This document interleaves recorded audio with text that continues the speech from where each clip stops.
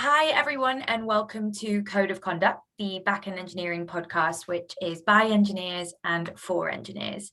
Today, I'm joined by Kevin Cantwell, who is a bona fide Gopher and engineering manager at Etsy. So, hey, Kevin, thanks for joining us. Thanks so much. Glad to be here. So, now you've had a really interesting career. So, I guess the best place to start, if you don't mind, is just give us a little bit of an overview on your background now and how you got started. Sure. So I actually graduated college a little bit later than most people. So before that, I was in the military and kind of bounced around a bit and ended up at Rutgers University, where I got a job right out of school in New York in the finance industry. So I was probably around maybe 30 years old when I got that job. So I started quite late. And I've been here ever since. Been about 14 years or so now. So, that's quite a drastic change from the military to software engineering. What was, I guess, the turning moment for you in your career where you're like, oh, this is actually something I can do and I can make money from? A bit of luck and a bit of chasing opportunity. I Mhm. think the two things. I think also part of it was the track that I was in. It was math and CS, right, at school, which wasn't necessarily guaranteed. Like I had switched majors a few times. Um, and the other was, just the sort of opportunity of like the recruiting pipeline and all of that sort of like college campuses give you. Obviously, that helped a lot. But of course, the attraction of New York City and working in New York City was a big factor for me as well. But I had a couple of offers from, some sort of, I would call them sort of random places that I hadn't heard of, and then one or two offers at like bigger companies, well-known companies, which I was terrified of, but at the same time seemed really attractive because you know what one wants coming out of school is a career, and that's a good place to start. And I kind of knew that even if I didn't like it, even if I didn't really like it, if it didn't fulfill me, that it would be like a stepping stone for me. Mm. And ultimately, that's kind of what happened, I think, in the end. So. That must be for someone straight out of college trying to make the right decision for their career and which direction to take it. Like, as an engineer, do you have a formula? Do you have a system which is how you kind of quantify a good job versus a not good job and which route to actually take? I do have something that works for me. I don't, this is something that sort of developed over time. So it's not the way I was making decisions back then, but I think the experience of, having several different companies sort of under my belt in the career sort of started to sort of gestate and gel with some kind of idea, some kind of structure around how to make decisions in my career. And so for me, it's like this, what I call my triad of career choice, right?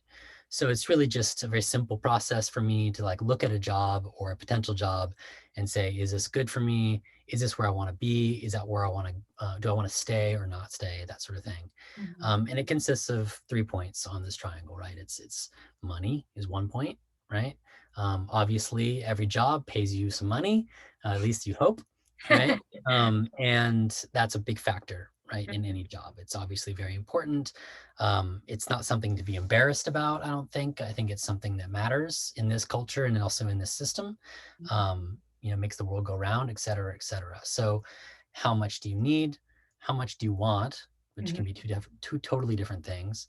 And how do you know if you're paid well according to your peers or to your skill set? The first two questions are really easy to answer. How much do you need and how much you want is much easier questions. But whether or not you're getting paid fairly or whether the offer is a quality offer is a much, much harder, thing to estimate or to know. And you really need a network to understand that. You need to Mhm. be able to have people to talk to that Mhm. will tell you things that they might not tell like a stranger, for example. That's why I always say it's never, you should never be shy to talk to your friends about how much you make, what are your skill sets, like what does the landscape look like? Because otherwise you're just going to be in the dark, which, is how I felt at the beginning, Mhm. very much so. Um, so that's money. That's one part of the triangle.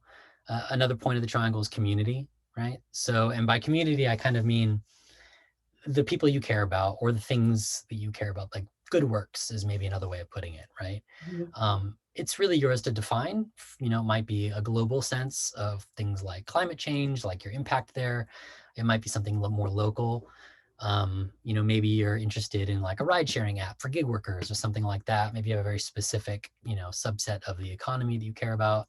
Or it might be really abstract, you know, like some people are into science and they want to create, you know, AI to do analysis on astronomical observations or something like that. Like, you know, it's about who are you helping, what impact are you having in the world, or, you know, on a macro or micro scale. For Mhm. me, I often include like the team that I'm working with in my definition of community. So, you know, it's also about what I won't do, you know. For instance, I don't think I'll ever work for finance again. Like it's not really a place that's for me. You know, I just couldn't find like any way to have influence on like ethical decision making in a place like that. Not that I think it's always unethical, but I think it's much more difficult to be influential in that sense, right? Yeah.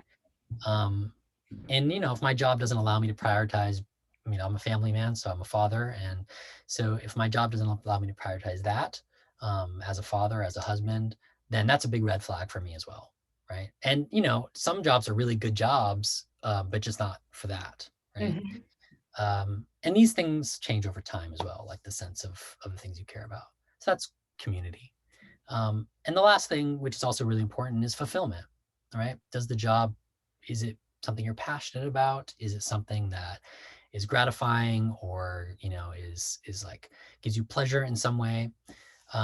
So I often ask myself, like, what do I like about my craft? What do I like about software engineering? Which also changes over time. Does the job let me do that? You know, it could be public speaking outside of the work, or it could be, you know, going deep down into a technical aspect that you really care about. Is the work fun or engaging? Are you leveling up in, you know, different aspects? If you're ambitious, is your career growing, right? That kind of thing.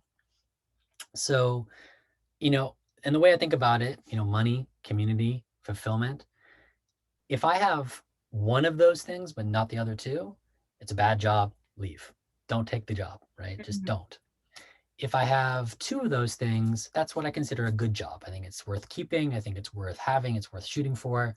Um, you know, that will sustain me for, you know, till the end of time, right? Mhm. 3 points out of the triangle is like Shangri-La. You know, it's like the holy grail of jobs. I don't think I've ever had that, to be honest. I don't think, you know, often I feel like if you have community and you have fulfillment, the thing you sacrifice is money, right? Mhm. There's a lot of, if it's me we're talking about, there's a lot of nonprofit jobs that are out there, I think, that are amazing, but can't sustain like a family, or, you know, can't sort of, I wouldn't be able to necessarily live in New York. Those sorts of things, which are things I care about too. So Mhm. that's kind of the simple math, right? You know, two out of three is good, 3 out of 3 is perfect, 1 out of 3 is like, you know, to the curb. Yeah. So you know, simple way to quantify my choices. And I've been using that system probably for the last half of my career, Mhm. to, I think, great effect, really. Like ever since I started doing that way, I think it's been a lot easier for me to sort of look at a decision and make it, rather than just sort of like sitting in one spot. Well, because that's interesting because, you know, in my experience, when I work with engineers, well, human beings, not just engineers, at the point of changing jobs or where they're seriously considering a move, it's stress, you know, especially if they're juggling a full-time role. It's stressful, it can be overwhelming. And so, does this process, is that something that you implement and you think, before I'm going to do anything, I need to really understand what's driving me, what my motivators are before kind of taking on interviews, before having incoming offers, or is it something that you do case by case? I really do think that this is something that makes sense to reevaluate over time, right? Mhm. I think the nice thing about this is that I'm lazy, right? It's my fundamental like characteristic, and you know, I like this system because I don't necessarily have to think too hard about it. Like the answers are pretty clear. I know what I care. I know what fulfills me at any given time.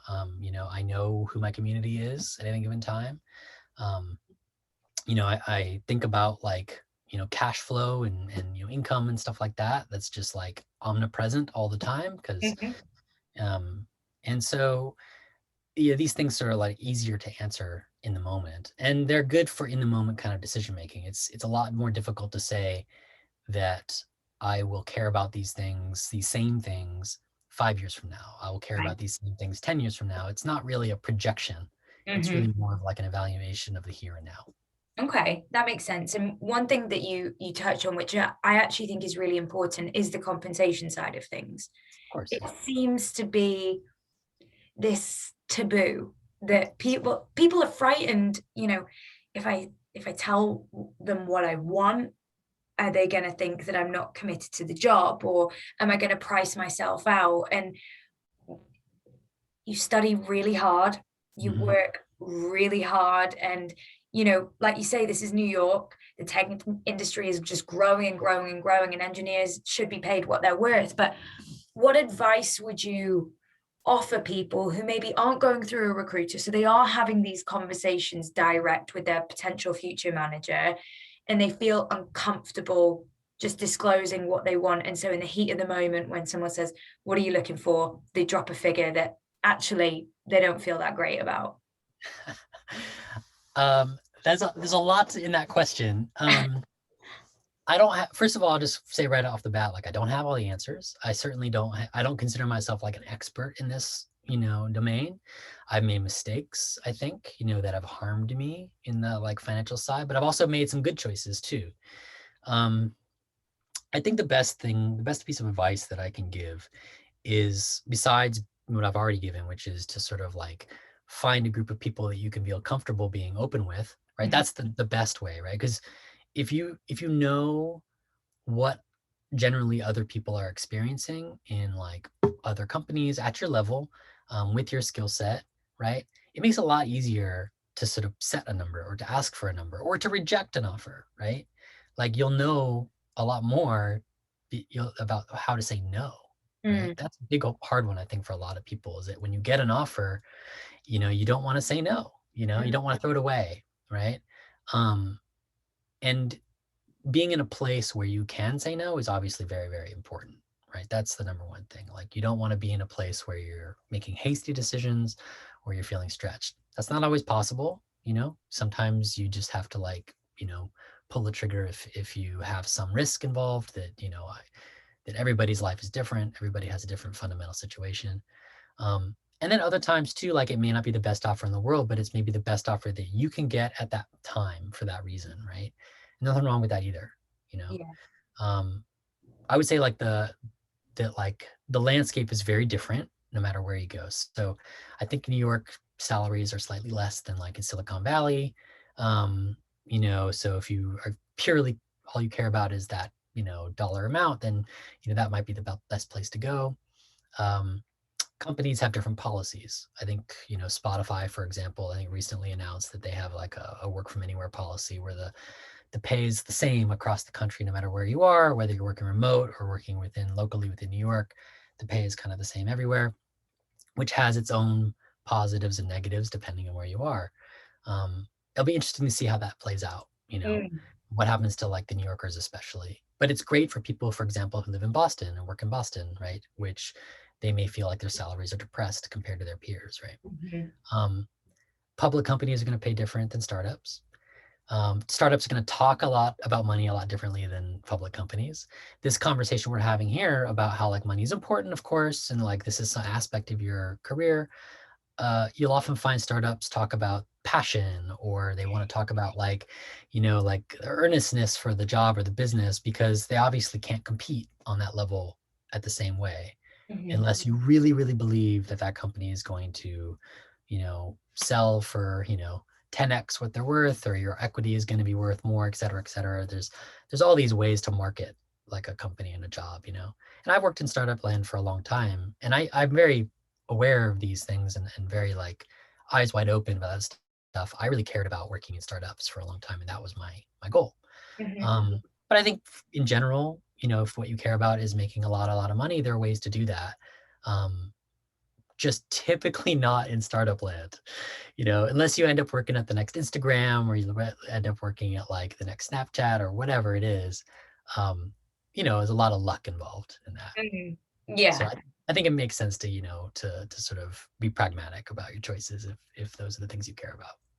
And like you say, if they're what you care about, there's no right or wrong. And I say All this right, wrong. all the time, if money's your motivator, all good.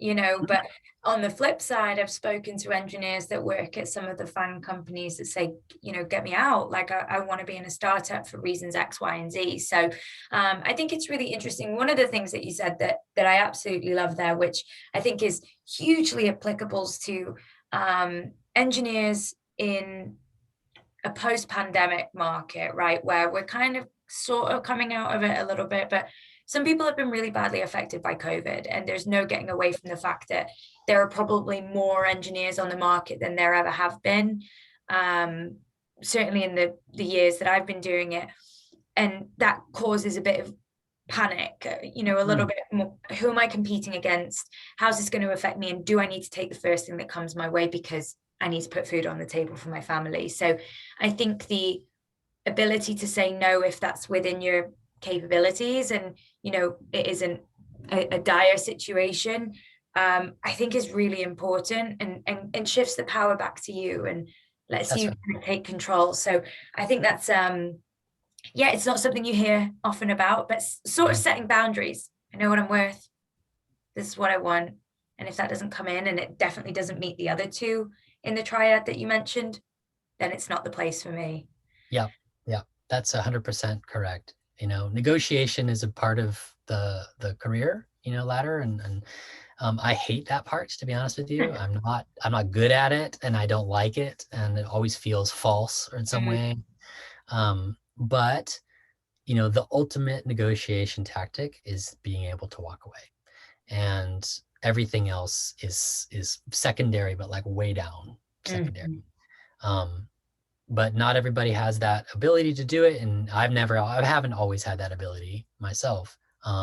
So you sort of approach it knowing like where your limitations are and like where your lines are, and it's good to sort of like have your ducks in a row in that sense before stepping in to those negotiations. The other side of it too is it can feel like a game a lot of times when it's not. So a lot of times I think transparency is a goal for both sides, right? So if you are negotiating with someone, I think honesty is probably the best way to go, no matter what. Like if you say to them, listen, this is where I'm at. I have, if it was me, for example, like I have a family, I have a mortgage, like I have these things, these constraints in my life. This is just me being honest. Like I would like to be making this amount. I would like to have this amount of influence. I would like to sort of, or not, I would like to be, very task oriented or something like that. Giving that amount of information makes it a lot easier for someone to meet you at that point than for them to guess what you're looking for, right? Yeah. There might be levers or knobs that they can pull in within a company that you're not aware of that you could miss if you're not honest. And I think in general, the reverse is true as well for the recruiters and like the internal organizations. It's their interest to be transparent as well. And oftentimes I think that, they fail to do that because they don't want to like give away like the maximum amount of money that they could pay someone, because then they'll just ask for that, right? But I think it's fair to say like, what's the range, or what's like a, what is the sort of like estimate amount of like what you're willing to sort of do, and then push for a little more. That's nothing wrong with that, Yeah, always an interesting one behind the psychology of negotiations. There's been times where you say, well, what if this comes in? It's like, I'd ask for 5K more. Okay, well, then if we got you that, well, then no, I'd ask for 5K more on top of that. And it's sometimes people just, they want to win. So yeah, honesty and transparency is probably the best advice for anyone in any field for everything. Yep. Not always that easy, but makes everyone's lives a lot easier. Means people like me drink a lot less wine, so it's always helpful. Now, one of the things that you mentioned, so we kind of spoke about this kind of triad of career choice, and we've used it to kind of apply to job seekers. But what about engineers who are changing roles within their existing company, right? Like, let's say they get to a turning point in their career, and it's like, do I want to remain an individual contributor? Do I want to move into management? Like, why, I guess for you, having transitioned into management, like, how did you apply that kind of logic into that decision? Yeah. Yeah, it's a fair question. And I think it's a perfect, I don't think those two things are in tension in any way. So, my choice to move from individual contributor to management was very much a function of me thinking about this triad of career, right? Like my priorities shifted, they changed over time. So, I was an IC for a long time. I loved it, like that was a great thing for me. I liked being technical. I liked having technical authority. Like in a startup is a great place to get that, Mhm. like when I worked in finance, I was one of 100 developers just within my team, right? Wow. The org itself at the time was like 25,000 people worldwide. So, it's like I, I can't really have authority there, right? Even if I level up quite a lot, like I'm still just sort of like, following, towing the company line essentially, right? Whereas like a startup is like, 1,000-person org, you can have quite a lot of influence even as like say a senior engineer, right?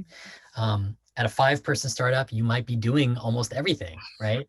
You might be making all the decisions about technology at the company.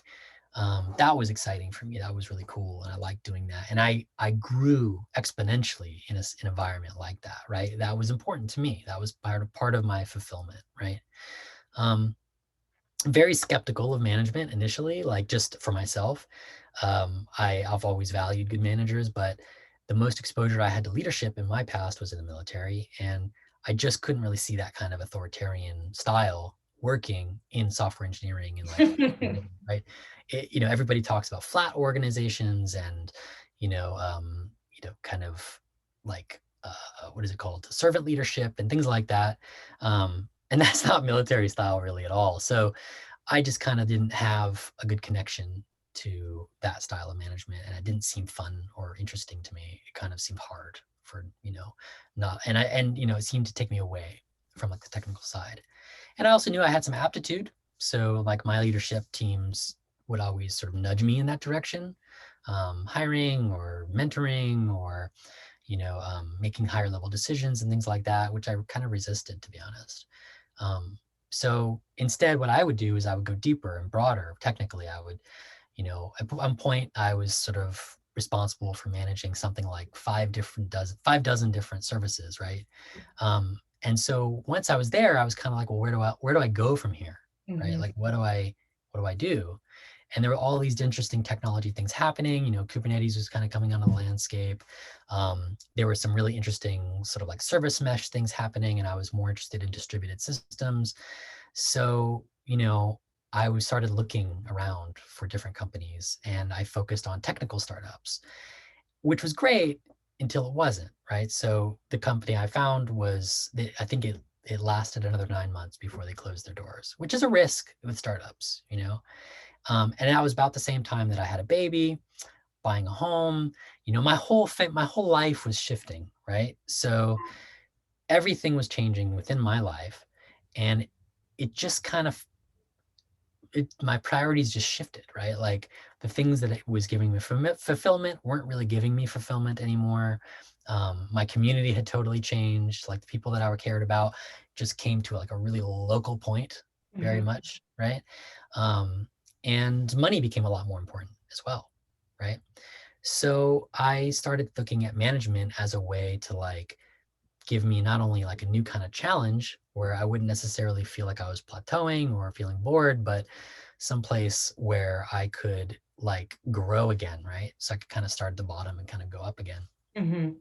And there's like all these other aspects to it. Like there's real community there, right? You can find that. You can have a lot of influence. You can have a lot of like over, not just decisions, but also growing other people, which can be very satisfying. And like for lack of a better expression, like the money's good, like manage in a management career. It's not always the case. Like oftentimes you'll find like staff engineers that make more than managers or things like that. But as like on a whole, on a longer term perspective, like there's a lot more like financial upside, right? It's something like Yeah. that. And that's appealing to somebody who's thinking about their kid's future and all that stuff. So for me personally, it made a lot of sense to kind of go that way. It turned out to be way more interesting than I even imagined. I mean, it's actually extremely challenging in a lot of different ways. Some in which I was not prepared for, other ways I kind of knew it would be like that. And it's true, I do miss the code a lot. I miss coding a lot. So I have to stretch that muscle intentionally and actively in like on my free time or, in other ways. If I have opportunities to get into the weeds, like at work on a technical discussion, I'm easily nerd sniped. So, it's a blessing and a curse as a manager. But yeah, I mean, for me, it was very much a part of that triad of career. So I mean, there's a couple of bits I want to jump in there, but first of all, new baby, new job, new house, at the or same time, yeah. like really bad idea, really bad idea. Like, I don't know why that happens that way, but it just seems to happen. Yeah. Yeah, I don't envy you. I'm sure your partner had to be very supportive whilst all of that was going on. I mean, definitely she had her own stuff to deal with. Trust me. Trust me. So just quickly, like you mentioned that you had sort of been ushered into management for a little while, but kind of resisted it. Was that because of your perception of how far it was going to take you away from coding, or was it just because of the military experience and the leadership within that? It was probably more the former. I mean, the military experience was just like a sense. It wasn't really something concrete that I was, basing a lot of decision making on. But I just didn't want to leave the code, and I could see like what other managers were experiencing. I had close relationships with them. Um, but at some point, like, and it seemed difficult in ways that were not interesting to me. But at some point, I started seeing them going through like a metamorphosis and a change that seemed actually quite good and quite interesting. And I wanted that. So I decided to sort of like head in that direction as well. Yeah. Interesting. And I think, one of the things which probably makes you a successful manager is the fact that you, as you call it, can be nerd sniped, and you still love it and live and breathe it. Like, obviously I'm not an engineer, but I've had managers, and I think one of the most difficult things when being managers being told to do something by somebody who couldn't do that same thing.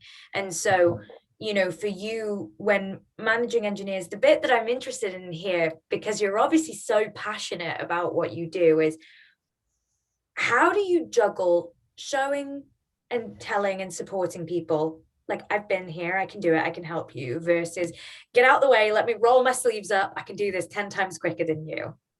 I mean, first of all, I can't tell you for sure that I am a successful manager. That the jury is still out on that. But um, I think that it's just comes out of necessity. Like if you try to do the work yourself, okay, yeah, you're also kind of like micromanaging and you're stepping on toes and all that stuff. Like you really should not, be getting in people's way that way. Like your job is not to, as a manager, is not to do the job. Your job is to facilitate the job, right? So you want to make sure that other people are doing their best work. And if you feel sometimes like you're watching someone do a job that you know you could do better, right? Then you have to like swallow that a little bit and say like, okay, um, maybe it's not that I could do it better. Maybe they're just doing it differently in a way that's equally good or potentially even better than I could do it. And I just have to trust that they are professional and all these things. And it's the outcomes that you measure, right? You measure the outcomes. And if the outcomes are consistently poor, right, then you need to reevaluate what's going wrong. And it's not necessarily the person you're managing. It might be you, it might be the manager as well, right? You have to be humble in that way, right? You have to be willing to like take that criticism, right? But it also might be them, and sometimes that's the case, and that's always unfortunate. But that's what a feedback is for, right? So in that sense, you also don't have the option because you don't have time. Management schedules are like meeting, right? That's like the joke, right? But it's kind of true. So there's no block of time where you're going to be sitting down like writing a bunch of code. And if you try, you're going to miss the deliverable. You're going to miss the time. And for the first half of my my first half of foray, that's the word I'm looking for, into management was like that, because I was kind of double dipping. I was doing management, but I was also contributing code. My team was so small, like I needed to contribute as well. And just being pulled into like planning meetings, things like that, destroyed my productivity, just Right. destroyed it, right? Um, I mean, there's that concept of like the maker versus the manager schedule, which I think is a Paul Graham thing. I have my own personal criticisms of Paul Graham's, writing, but in this sense, I think that's a well made point, which is that makers have a schedule that looks like big chunks of time throughout the day, maybe a whole day. And if you break it up in the middle with like a 30-minute meeting, you've completely destroyed the productivity for that period of time, right? So engineers really need those big blocks of time to focus and think and not be distracted, right?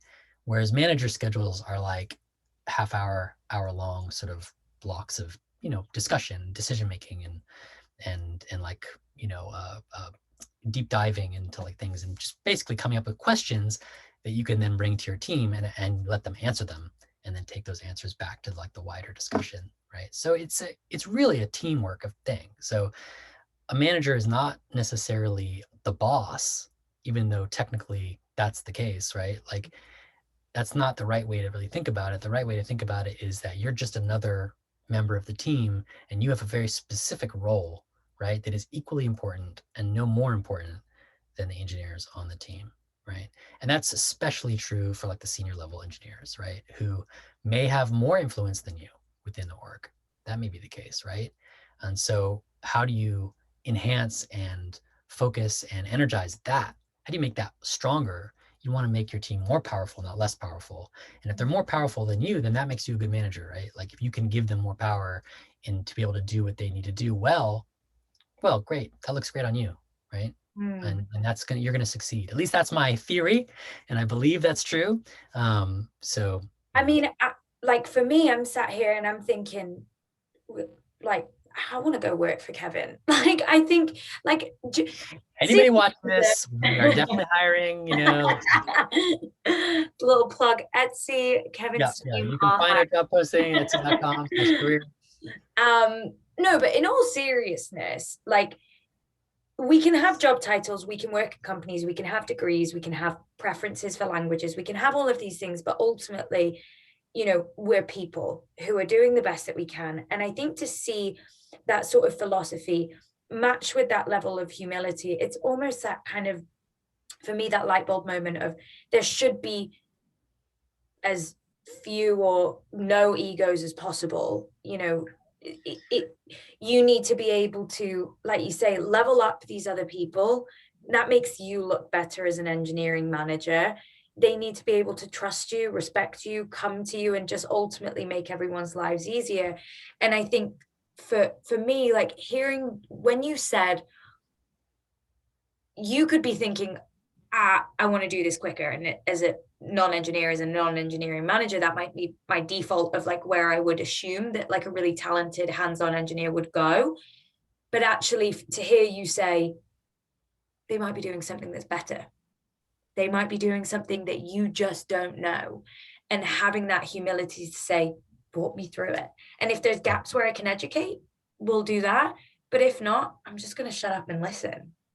Yeah, I think that is a big job of a manager, is to listen, right? I struggle with that. I think, just in all honesty, like I said, I like to get nerd sniped. I like to get in the weeds sometimes, and that's not helpful usually.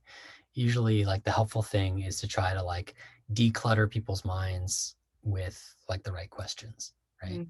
Not the answers, but the questions. And the answers will come, right? So and that's something that's like a piece of like advice I've received from like my mentors as well, right? So not necessarily something I came up with on my own. So, and it does, I think, teach you, if you don't already have like it, I think there's a lot of, emotional learning that comes through like the job, right? Mm. I don't necessarily think I could have done this job as a manager 10 years ago, because if I had, I might not have been as mature emotionally even to do it.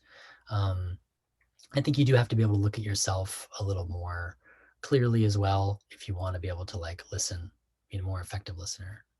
or to take criticism, right? Like taking criticism sucks, and like, nobody ever wants to hear, that they, stepped on someone's toes in a meeting or sounded condescending or, you know, um, or shut down a conversation in any way, right? But Mm. sometimes we do. And I think as a manager, you're going to get more criticism, more feedback than you would necessarily as an engineer, when you could just be pumping out code and you could be kind of rude, or you could be kind of like quirky or mean sometimes and get away with it because you're making the system run so smoothly, right? Mm. That's not going to be the case as a manager. You really have to you have to be able to human, I Mm. think, as a manager a lot more. That's not to knock, the humanness of engineers. I was one, they're very human, but like as a manager, you have to be thinking about people's, internal mental and emotional states a lot more, and how you relate to them. So Yeah, definitely. I mean, as I said, I think it's really interesting. I think it's it's a great plug for your team, definitely. Um, and you touched on it earlier in our conversation, but you'd mentioned, at the time when, a lot of cool things was happening with Kubernetes. I saw the talk that you did years ago at GopherCon. Like, you obviously, like, you love Go, you love tech, you love being an engineer. And so even back then as an IC, like, how to get really good at what you do and stay in your lane, like how do you prevent plateauing or boredom, and kind of keeping that fire alive and actually staying on top of your game? sure. That definitely happened. It's going to happen. It happens to everybody.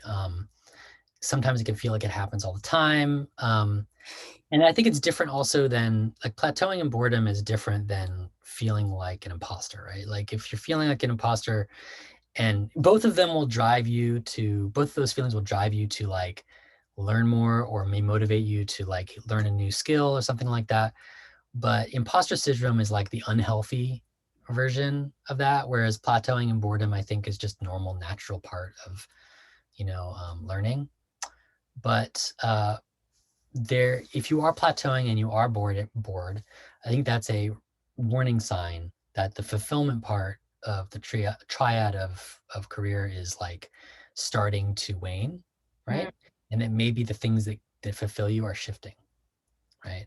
Um, like I said, I was working at a company where I was managing, dozens of services, and I had like got this like, metropolis style thing figured out where I was like, turning the clock, just right every day, and the whole city was afloat, and everything was working. Just, I was able to monitor it all. It was awesome. One person, but you do that long enough, and you're like, okay, well, what else? Like, Mm.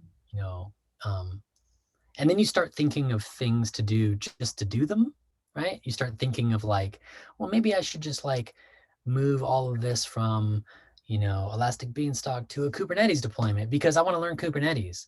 And that right there is bad sign, because that's not good for, that might be fun for you, but Mm. that's not good for that kind of decision making isn't good for a company, right? Because you're just making decisions fulfill your own personal interests and not necessarily aligning them with the company, right? So you want to find a place that you can work where those two things are aligned. So that's part of it, right? So you might find yourself looking for another job, or you might find yourself looking for another role within a company. Like a lot of the bigger companies, Etsy included, have like internal mobility programs and everything else, and that's usually a very earnest and intentional thing, because retention is very important for companies, right? Once you've hired someone, you spend a lot of money hiring someone, right?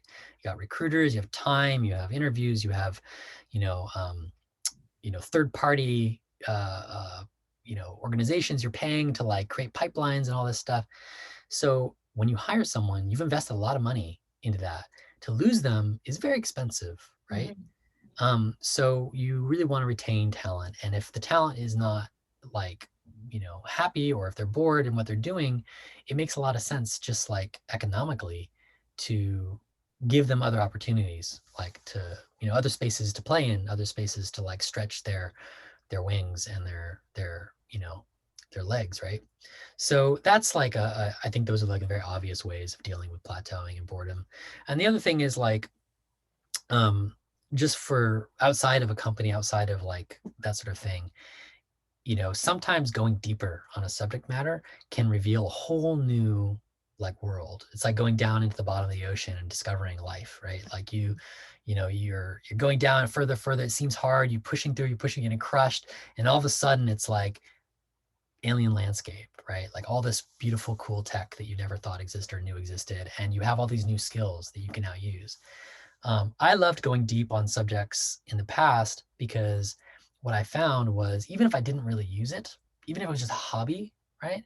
I found that those skills and those perspectives really played out well in other areas, right? Like computing is a vast landscape and engineering is thing, and people are constantly reinventing things in real cool ways. There's a lot of criticism about reinventing the wheel, which is true. It seems like a bad idea, but I love reinventing the wheel. I think reinventing the wheel is great because look at how many awesome wheels you get, right? Like how many amazing different styles of wheels, and sometimes you come up with something that's just better, Yeah. right? I mean, one of my favorite, like I love tools. I love little like command line tools, and I really respect people who love that craft. And I'm a hobbyist in that sense, but there are some people really, really good at it. And like one of my favorite tools out there, which is a lot of people's favorite tool, I think, is something called rip grep, right? Which is kind of a replacement for grep, right? And grep has been around forever. It's just a very common tool. I mean, you might consider like, how could you improve on something that's been around for decades, right? And I just think someone bothered to look at this and go, maybe I could do better, or maybe I can like make one thing better, right?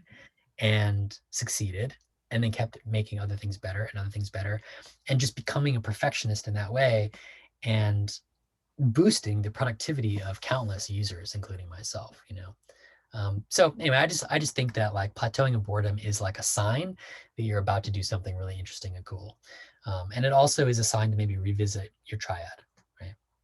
That is such a healthy way of, and not what I was expecting you to say, right? Like, it's a sign that you're about to do something really interesting and cool. Like, oh my gosh, I love that. Like, could be, it's a sign that you're not, working hard enough or smart enough, or you need to be challenged. It's like something awesome is coming. Like, you're It doesn't already feel aware. good. It doesn't feel good to plateau or be bored. But I think you make a good point. Like, I don't think people should be thinking about plateauing and boredom as like some kind of flaw within themselves, right? Like, oh, what I need to be doing something different or something better. Like, just follow your passion or follow your interests. Like, do something that has no value, right? Do something that like is just kind of fun for nothing, right? Um, so I'll give you an example. Like I said, I like to play around with command line tools and all that stuff. So at one point I was, you know, I think I was using Heroku's command line tool, and they had a little Braille spinner on Mhm. there, which just sent me down a rabbit hole because I didn't know there was like Braille ASCII characters, Unicode characters. And so I was like, oh, I guess you could like create whole pictures and like images with this, right? Like black and white sort of images. And my brother, who's an artist, right, was visiting, and we kind of just got into this discussion around like doing images and like, error diffusion and like all this stuff, which I had no idea what it was. And my brother kind of just knew how these kinds of monochromatic images worked. And I happened to find some stuff in the Go standard library that paired up with he said, and we kind of collaborated in this way and ended up with this like image generation tool out of Braille, right? It was great. It was really cool. Totally useless, totally, it serves no purpose. No one really benefits. It's kind of fun, you know, but I don't know, like that to me was like a way out of plateauing and boredom, Mm. right? I think one day I brought it up during an interview and like busted it out, and that was like a nice way to kind of like impress the people I was interviewing with. So you never know. Yeah. And you got to bond with your brother. And I So got the most important part. it's a win-win there. So I mean, like for me personally, like I love your attitude. I think that you know it's not often, like I've been in recruitment 7 years now, and I like being challenged. I like my thought process being challenged, but sometimes I go on autopilot and I think I know what's coming next. But to hear some of your perspectives, just in terms of humility, open-mindedness and some, not like preacher positive thinking, but just like something exciting is coming, It's is so funny. I am so not the positive thinker. I'm so not. It's so funny to hear myself talk because it is positive. I think I do have a generally that is fundamentally positive. positive attitude, but I'm such a cynic when it comes to like the thinking about the way the world works. It's so Well, funny. I mean, I think everyone's kind of cynical about the world in general at the moment, so we'll let you off there. But I just think that it must be, you've obviously got a natural affinity for optimism in the terms of, seeing plateau and boredom as like it's a sign, like something really cool is about to kick in, and like strap yourself in, like if you're ready for it, because there's some level of accountability, right? But if you're up for it, it's going to be cool. And I've not heard that before, and so I'm grateful to hear your perspective. And hopefully you've taken from this that a relative stranger thinks of you as a positive thinker. Thanks um very much. Yeah. but the last thing I want to know, because there might be people that are listening to this that feel a million miles away from ever being able to be an engineer, or go to college or a boot camp or whatever it may be, or maybe they don't know that that's a career choice that's possible for them. So for anyone who's thinking about getting started in engineering, not sure but giving it a little bit of thought, what advice would you give someone right at the beginning of their career? So I'll give this advice that I gave to my brother who actually ended up going to boot camp and is now trying to pursue his own front end development career, right? So he's taking his art skills, right? So I would say this, like, it's not about aptitude.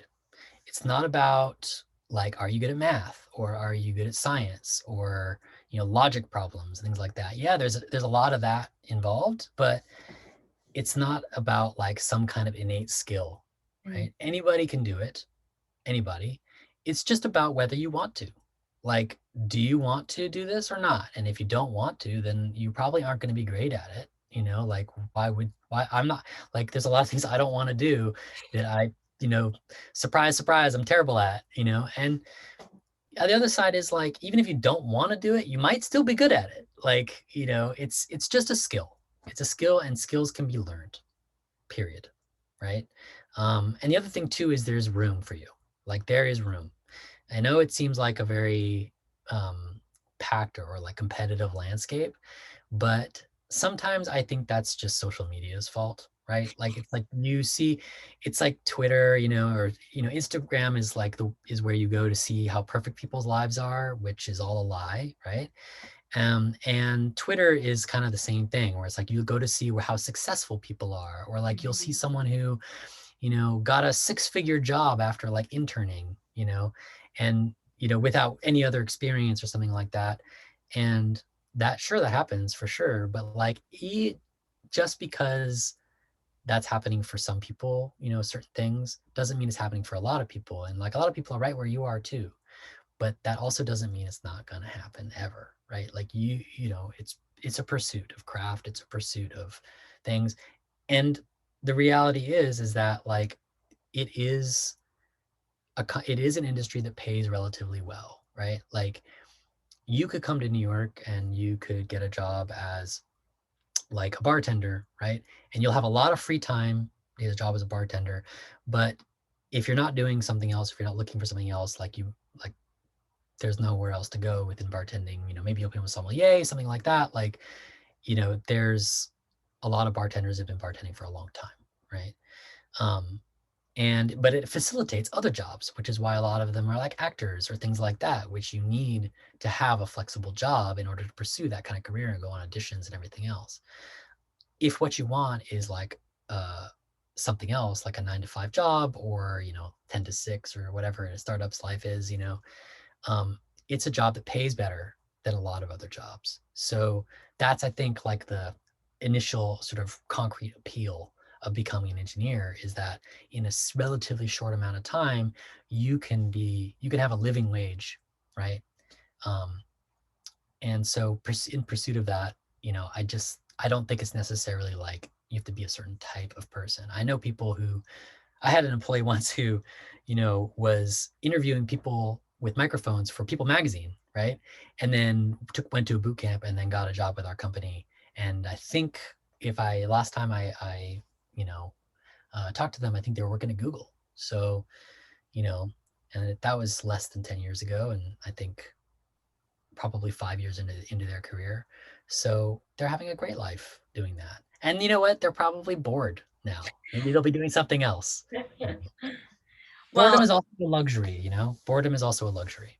yeah, Right? no, that's true. And I think, it's really nice. My takeaway from that is that to be a successful engineer, passion and dedication, it doesn't discriminate, right? If you've That's got right. that and you choose a good team of people around you who will enable you to be better, sky's the limit. You can do Yeah. what you want. Yeah. Yeah. I mean, I want to be very clear too that like a lot of it has to do with the starting line, right? So privilege is a huge factor. Like, luck is also a factor. Like, let's not pretend that that's not true, right? It's like, of course, right? So, like perseverance and like can-do attitude and all that stuff will take you like a long way, but there is also the element of luck, but luck is like a lot of luck is also being able to recognize opportunity, so when opportunity does rear its head, and I know that opportunity is not distributed equally around the world, but like when it does present itself, it's good to be able to recognize it. Well, Kevin, thank you so much for joining us and for opening my eyes and hopefully a few other people's. And yeah, I really appreciate you jumping on with me. Yeah, my pleasure. It was great.